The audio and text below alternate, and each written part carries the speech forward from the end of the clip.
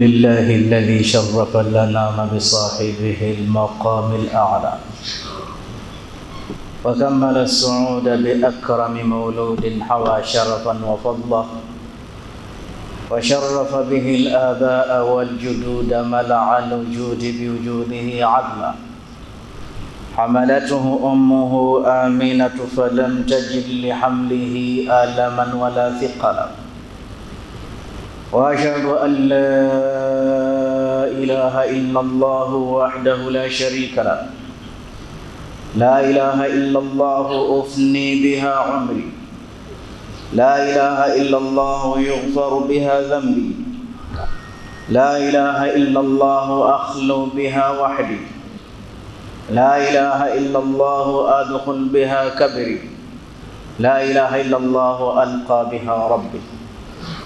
وأشهد أن سيدنا محمدا عبده ورسوله، بعث للتوحيد الكلمة ولكلمة التوحيد، فبلغ الرسالة وأدى الأمانة ونصح الأمة ومحى الظلم، وكشف الغم وجاهد في الله حق جهاده حتى أتاه اليقين. والله ما خلق الإله ولا برى بشرا يرى كمحمد بين الورى، يا سيد العقلاء ويا خير الورى، ويا من أتيت إلى الحياة مبشرا، وبعثت بالقرآن فينا هاديا وطلعت في الأكوان بدرا نيرا. اللهم صل وسلم على سيدنا محمد طب القلوب ودوائها، وعافية الأبدان وشفائها، ونور الأبصار وضيائها، وقوت الأرواح وغذائها، صلاة دائما مستمرا إلى يوم نلقاه. إلهي زادي قليل ما أراه مبلغي، أللزاد أبقي أم لطول مسافتي؟ أتحرقني بالنار يا غاية المنى، أين رجائي فيك وأين محبتي؟ أما بعد، فيا أيها الناس، أوصيكم ونفسي بتقوى الله، واتبعوا سنة نبي الله، واعلموا أن الفوز مع المتقين. ومن لم يلبث ثيابا من التقى تجرد عريانا ولو كان كاسيا. Enyi ndugu Waislamu, nichukue fursa hii kukuhusieni nami pia kuhusia nafsi yangu kumwogopa Allah, nafuata mwendo na kutekeleza sunna za Mtume Muhammad sallallahu alaihi wasallam. Kwanza kabisa tunamshukuru Mwenyezi Mungu kwa kutupa neema hii ya Uislamu. Pili, tunamshukuru Mwenyezi Mungu kwa kutujalia kuwa wafuasi wa Bwana Mtume Muhammad, kwani ikiwa yule mbwa wa Ashabul Kahf alitajika ndani ya Qur'an, sayakuluna thalathatu rabi'uhum kalbuhum, alipata jina kwa kuwa aliandamana na watu wema. Kwa nini nasi tusipate jina kwa kuwa wafuasi wa Bwana Mtume Muhammad? Na ukizingatia Mtume mwenyewe anatupenda, na kulithibitisha hilo ni kile kipindi alivyosema, inna likulli nabiyyin da'wa li ummatihi, hakika kila mtume amepewa maombi kwa ajili ya watu wake na amewaombea, na mimi pia nimepewa ya kwangu dua, lakini mimi ya kwangu iddakhartuha shafi'atan li ummati yawm al-qiyama, ya kwangu mimi nimeiweka hakiba kwa ajili ya wafuasi wangu siku ya Kiyama. Nabi Muhammadin damat lana al-afrahu wa qulubuna bidhikrihi tartahu idha talawna dhikrihi wa haditha. Maudhui ya khutba ya leo tutaishi na aya moja iliyokuwepo katika sura Baqara.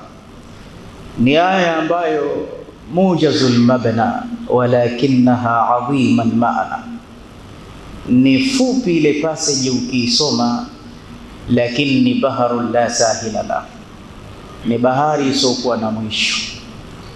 Allah anasema baada a'udhu billahi minash shaitanir rajim, wa idha akhadna mithaqa bani israila la ta'buduna illa Allah wa bil walidayni ihsana wadhil qurba wal yatama wal masakin wa qulu lin nasi husna wa aqimus salata wa atuz zakata thumma tawallaytum illa qalilan minkum wa antum mu'ridun.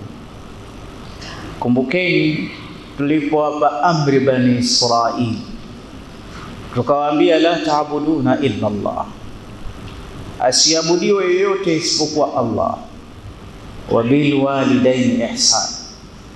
Baada ya tauhidi, namba 2 ni kuwafanyia wazee wawili ihsan. Mwenyezi Mungu hakuamrisha taa peke yake, ameamrisha ihsan. Mzazi akikuomba kitu ukamtekelezea saa hiyo hiyo, hii inaitwa taa. Na watu wengi maisha yao yamefunguka mno kwa kuwatii wazazi wawili, lakini Mwenyezi Mungu alihitaji zaidi ya taa, ihsan, yani kuwafanyia kitu bila ya kuomba. Ikiwa wewe unamfanyia mzazi wako kitu bila ya kuomba, wewe unafanya ihsan. Inna Allaha ya'murukum bil 'adli wal ihsan. Mwenyezi Mungu anataka uadilifu na anataka ihsani juu ya kila kitu. Na kwa nini wazee wawili wasifanyiwe ihsani? Na wakati wao ni sehemu ya nafahati, wanaofa ya riziki zetu sisi. Ukiwa na wazazi wawili, watumie vizuri Sheikh, kwa sababu kuna milango miwili ya ziada ya riziki, na kifa mzazi mmoja unatangaziwa. Jishike vizuri, kwa sababu mmoja ya milango yako ya riziki mmoja umefunga. Angalia watu waliopoteza wazazi wao walivyopauka katika maisha yao, wamekuwa na maisha ya dhiki.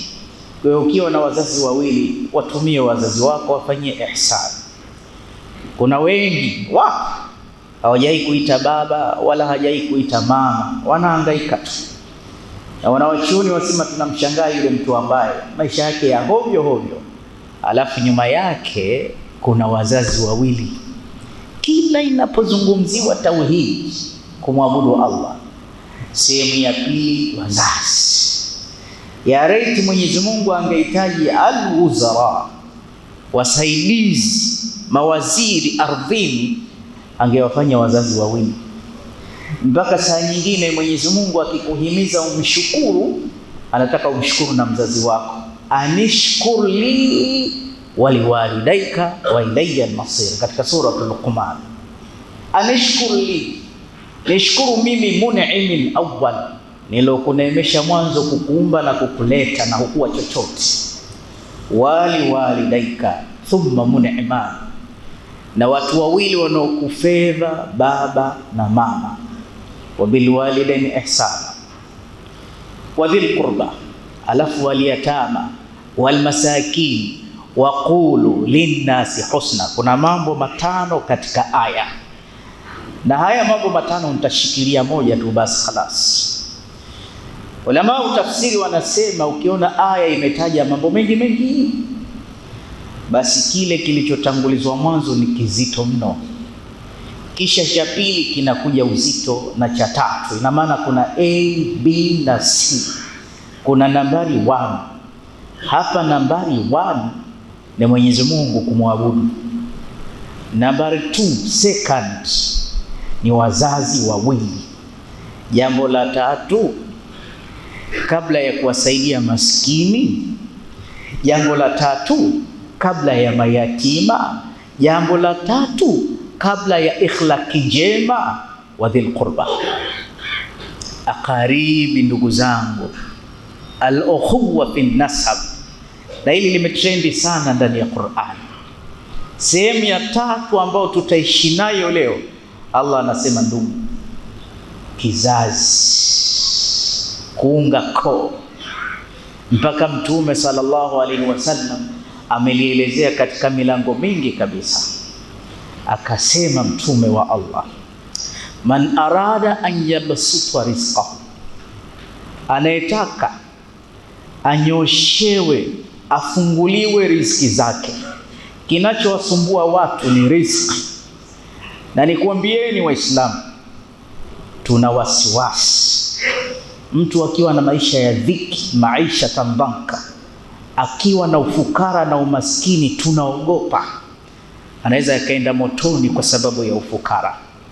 Si serikali peke yake kupiga vita ukimwi na janga la umaskini, Uislamu ndio wa mwanzo kukemea ufukara.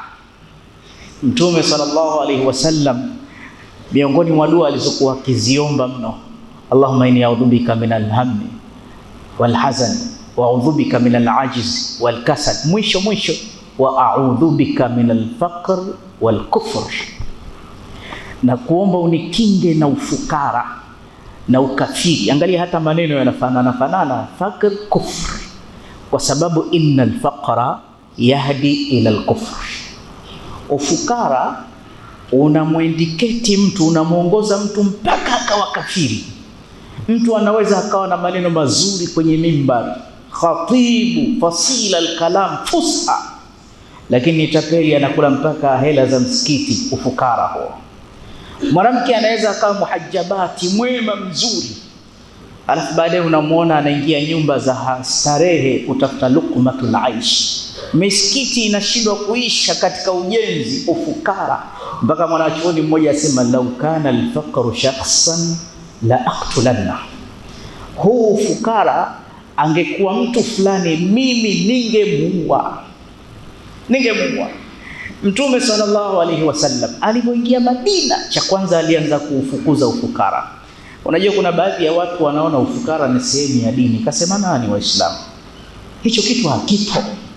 Alisema Mtume, tuko hapa Madina, yeye ana imani na yakini kuliko mimi na wewe.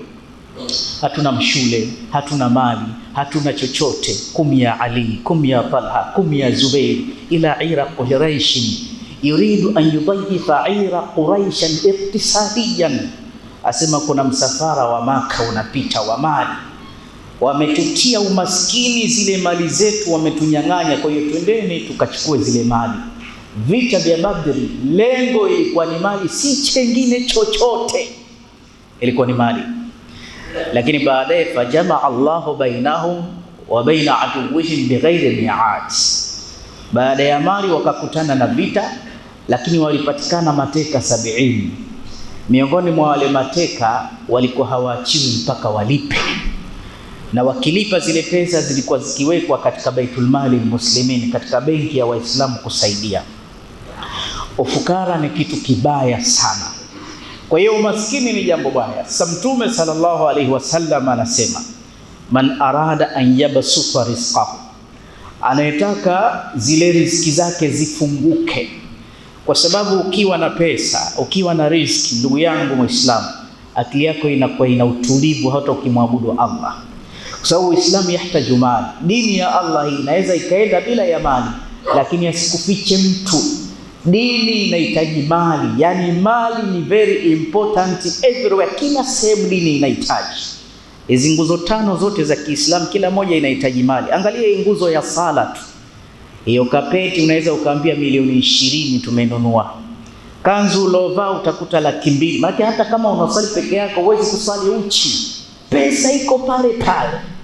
Kwa hiyo ukipata pesa utakuwa na wasaa mzuri wa kumwabudu Mwenyezi Mungu Subhanahu wa Ta'ala.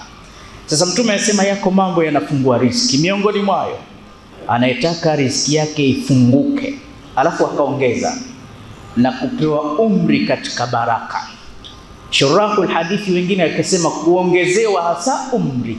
Mtume anasema faliyaslir rahimi, basi mtu aunge kizazi, aunge koo yake, aishi vizuri na jamaa zake, asikate watu katika familia yake. Kuna baadhi ya watu akija maskini tu msikitini huku tayari kashamsaidia, jambo zuri. Akija yatima tayari kashamlea, jambo zuri. Akija sijui jambo la msikiti tayari kashaleta sadaka zake, na nipo dari kweli kweli. Lakini ndugu amewaweka nyuma ya mgongo. Huyu karuka mambo, huyu hajaenda bila mpangilio, kwa sababu Mtume asema afdalu sadaqatin ala dhi qarabatin. Afdalu, bora, sadaka bora kabisa inatakiwa ianze kwa ndugu, kabla ya mayatima, kabla ya yoyote. Kwanza anza nyumbani kwenu, anza kumshika yule ndugu yako. Kisha Mtume akasema tena, la'ana Allahu qati'un ay qati'ur rahim. Mwenyezi Mungu amemlaani laana nyingi. Qati'ur rahim, yule ambaye amekata kizazi. Wanawachuoni wanasema ukisikia maana ya laana, huwa matrudun min rahmatillah. Ukisikia mtu ana laana ya Mwenyezi Mungu, ni kufukuzwa katika rehema ya Allah. Na wengi kwa kukata kizazi wamefukuzwa katika rehema ya Allah. Watu wengi wanatembea mjini ni fighter, kila biashara anaojaribu anaingia madeni tu. Anaumwa maradhi mtu 10 peke yake, anapimwa hayaonekani maradhi. Kila siku kesi, kila siku bahati mbaya, anasindikiza wenzie. Hivi sasa hapa mjini maskini hata kiwanja hana, maskini haelewi anafanya nini. Kazunguka kwa walimu kama wote kuhitaji dua za hasad na kijicho.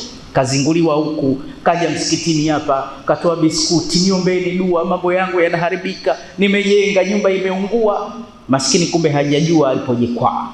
Ana laana za ukoo, kwa sababu hadithi nyingine ya Mtume inasema hivi, ukoo na kadri unavyozidi kuwa mkubwa ndio una mambo yake. Unaomba dua ukoo, atakayeunga ukoo akautendea kheri, ule ukoo unaomba dua Mwenyezi Mungu akuunge na rehema zake, upate huruma ya Mwenyezi Mungu, upate neema ya Mwenyezi Mungu kama ulivyounga kizazi. Na bil aksi Mtume anasema ule ukoo, angalia katika ukoo wenu kuna vichwa wangapi? Pengine ukoo wenu una watu 3 milioni. Basi ule ukoo kila kichwa laana zake zinatoka, Mungu akukate na rehema zake. Shekhi, hata ufanye nini ufungukiwi kabisa. Min adhaimil umur, katika mambo makubwa ni kuunga kizazi mabwana. Hasa watu waliotoka tumbo moja wanapokatana, usinizike nisikuzike. Mimi kuongea na huyu kama ndio njia ya kwenda peponi, basi na nisiende uko peponi. Watu wakaapizana, hawa huwa wanalaaniwa. Ndugu yangu Muislamu, mtizame Sayyidina Habil na Qabil. Qabil alinyanyua jiwe akamwambia ndugu yake, la aqtulannaka, mimi wewe nakuua.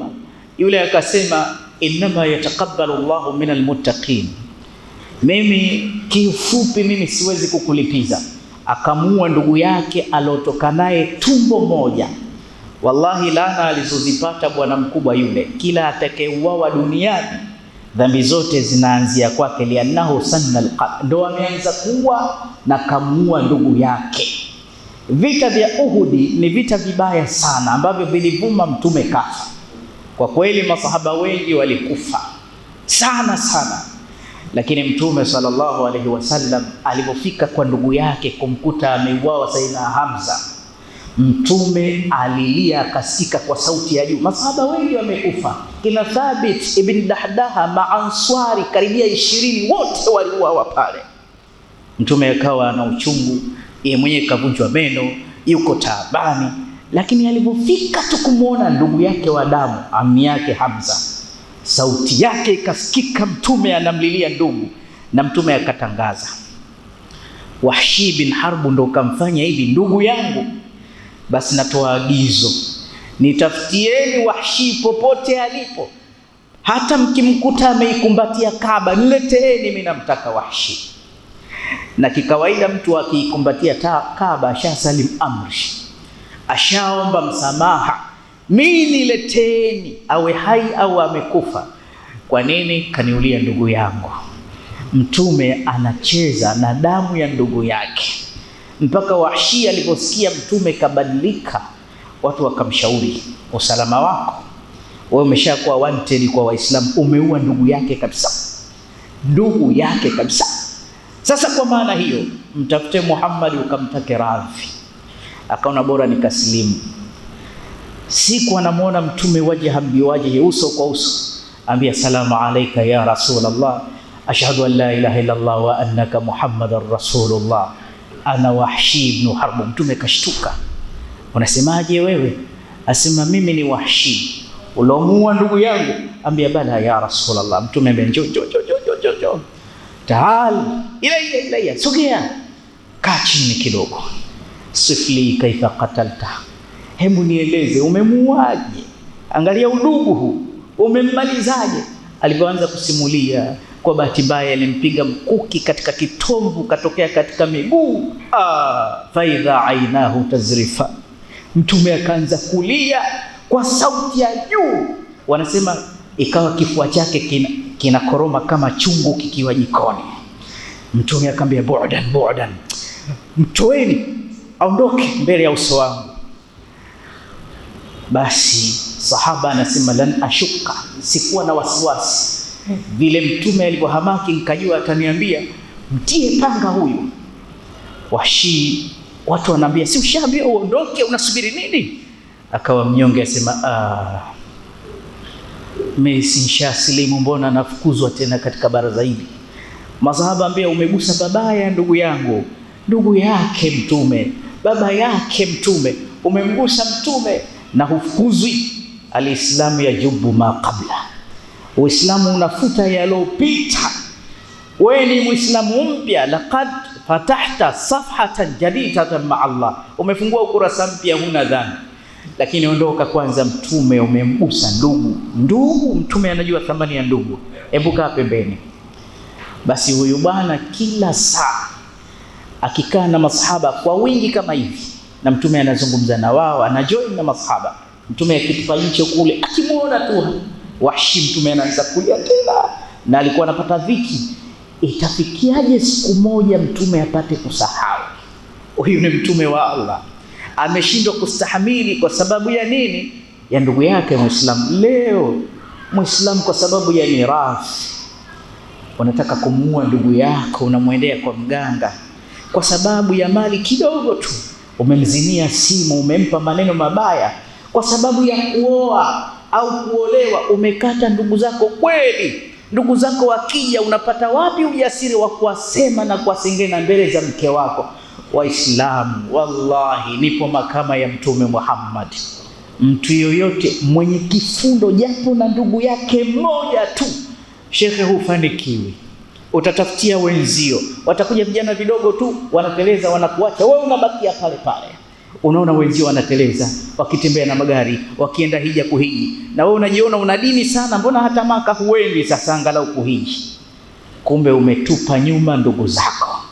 Mimi huwa sisemi kwa kupendelea, shukeni pale chini Shauri Moyo pale, watu wa Tanga, Wasambaa, lakini hasa wa Zanzibari, tuna maneno tunasema, ukifanya biashara na Mzanzibari bwana, ni kweli, japo genge la nyanya ukianza naye tu lazima akushinde, yani lazima yeye afanikiwe zaidi. Unajua kwa nini wanafanikiwa?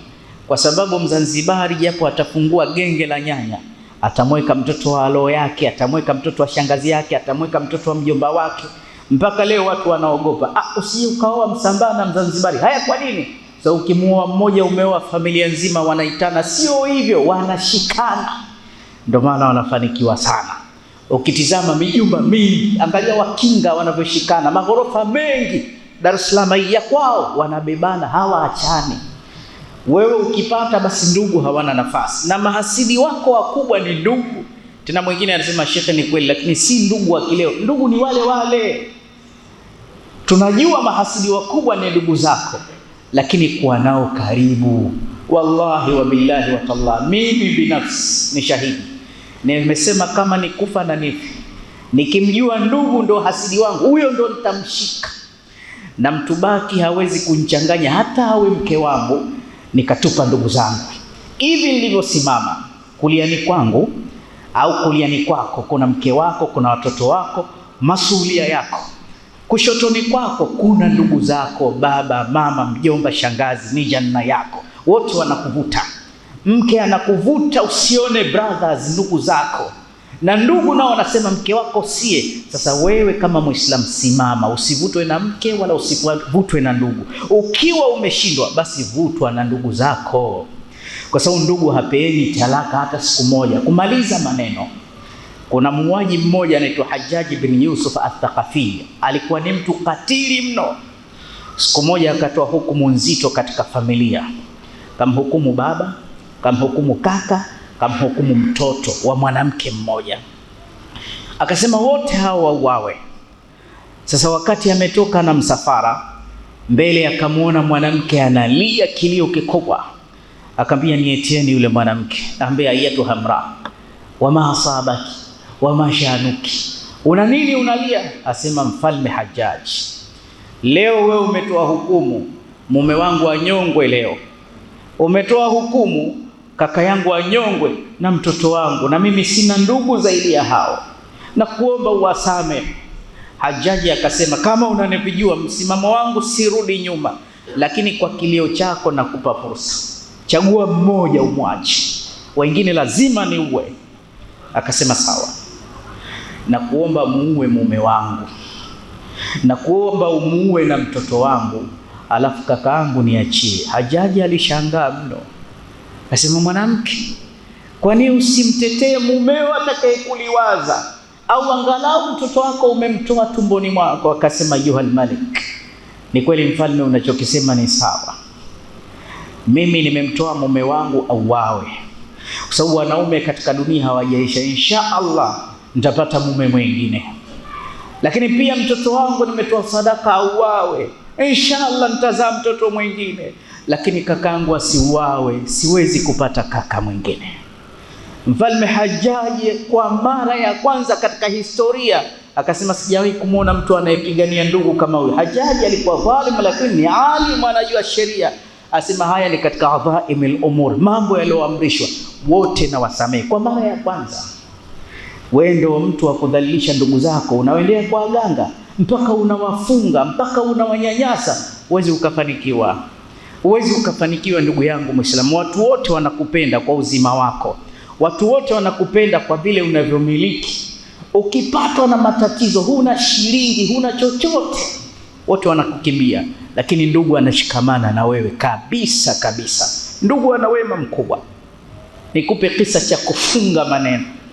Angalia, siku moja kaka mmoja alikuwa na mdogo wake, anamsomesha yeye mwenyewe, maisha yake magumu, mpaka mke wake akamwambia huyu ndugu yako, lakini ndugu hawakumbukaji fadhila. Akamwambia hapana, lazima nimsomeshe kwa sababu mzee kaniachia, mzee kafa, baba na mama, wacha nimsomeshe mdogo wangu.